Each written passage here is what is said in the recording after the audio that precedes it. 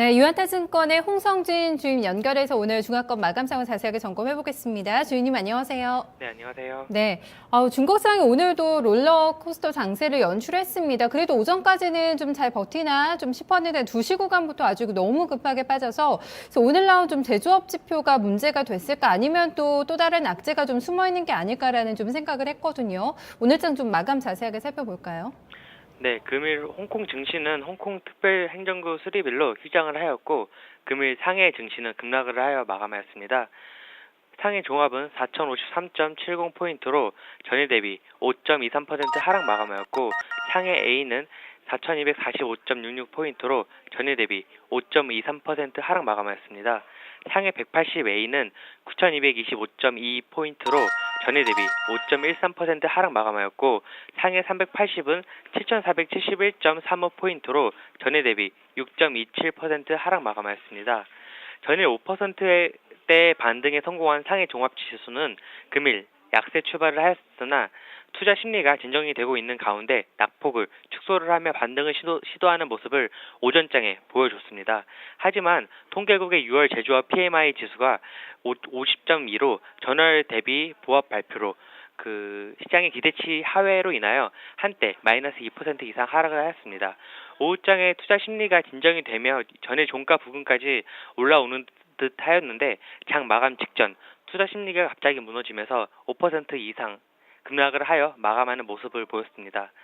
제 생각에는 슬슬 변동성 장세의 막바지 단계가 이른 것 같다는 생각이 들어서 향후에 이제 변동성 장세가 끝난 것이 아닐까 이런 조심이 보이긴 합니다. 네, 어제도 저점과 고점의 차가 400포인트가 넘게 좀 벌어졌는데 오늘도 상당히 만만치가 않았거든요. 일단 주임님께서는 일단 이런 좀 변동성은 막바지 구간이 아닐까라고 얘기를 해주셔서 중국장 매매하시는 분들은 이제 좀 숨 좀 돌리셔야 될 텐데 워낙에 장중에 좀 낙폭이 상당히 변동폭이 크게 나타나고 있습니다. 종목들도 좀 흔들림 많았던 것 같거든요. 오늘 특징도 어떤 쪽에서 보셨을까요? 네, 특징주로는 고속도로주를 좀 한번 뽑아보았는데요. 전일 교통부에서 2014년 유료 도로 통계 자료를 발표를 하였습니다. 2014년 전국 유료 도로는 1,571억 위안 손실이 발생이 되었는데요.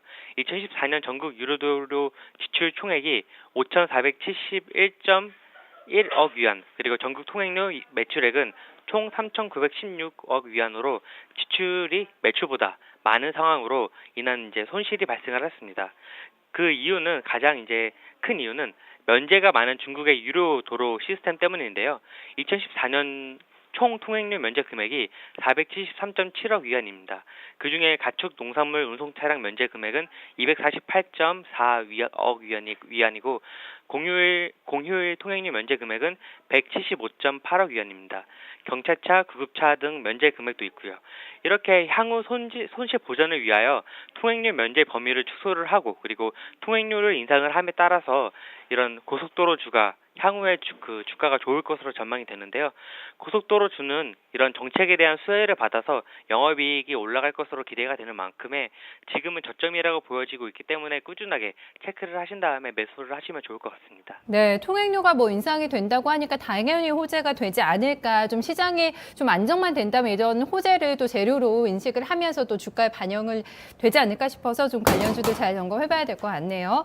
네, 이제 변동성을 조금 잦아드는 흐름 예상해 주셨거든요. 내일장 조금 더 자세하게 좀 전망 들어보고요. 또 체크 포인트까지 함께 좀 점검해 보겠습니다.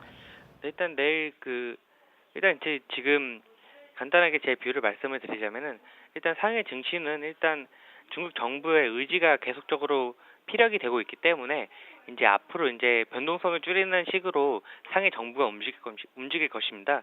이 변동성을 줄이겠다는 얘기는 상해 증시를 이제 관망을 하겠다는 표시가 아니라 이제 꾸준히 점층적으로 우상향하는 모습을 유도를 하는 정책을 계속적으로 펼칠 것으로 보여지고 있습니다.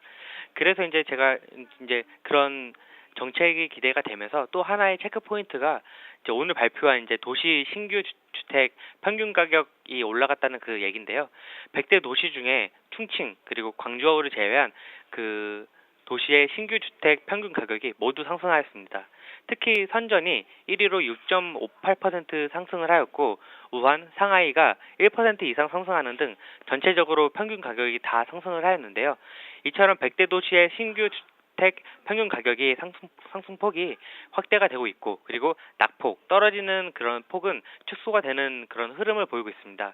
6월 부동산 시장은 전체적으로 완만한 회복세를 보일 것으로 전망이 되고, 향후에도 그 부동산이 완만하게 그 회복이 될 것으로 보이고 있습니다. 향후 일정 기간 가격으로 양을 취하는 것이 부동산 시장의 기본 기조로 이어지면서 부동산 가격은 상대적으로 안정세를 유지할 것으로 전망이 되는데요.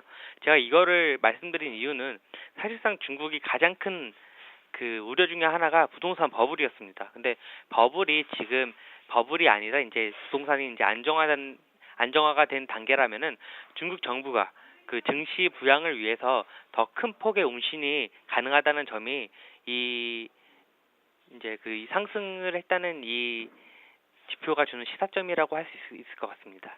네, 알겠습니다. 부동산 시장의 회복 움직임 좀 잘 점검을 해봐야겠다라는 또 생각이 드네요. 오늘 분석 잘 들었습니다. 네, 감사합니다. 네, 오늘 좀 지표가 부진하게 나오면서 중국장이 또 많이 흔들렸습니다. 일단 이런 악재가 나와도 그래도 상당히 좀 굳건하게 잘 버티던 장이었는데 그만큼 좀 심리가 많이 흔들리고 있다라는 반증이 좀 아닐까 싶은데요. 15일에는 또 중국에서 2분기 GDP가 발표가 됩니다. 좀 예상치보다 안 좋게 나올 경우에 또 상당한 또 중국장의 충격파가 있지 않을까라는 우려가 함께 대두가 되고 있는데요. 중국에서 나오는 지표들 잘 점검하면서 좀 변동성 잦아들 수 있을지요. 같이 좀 확인해 보도록 하겠습니다.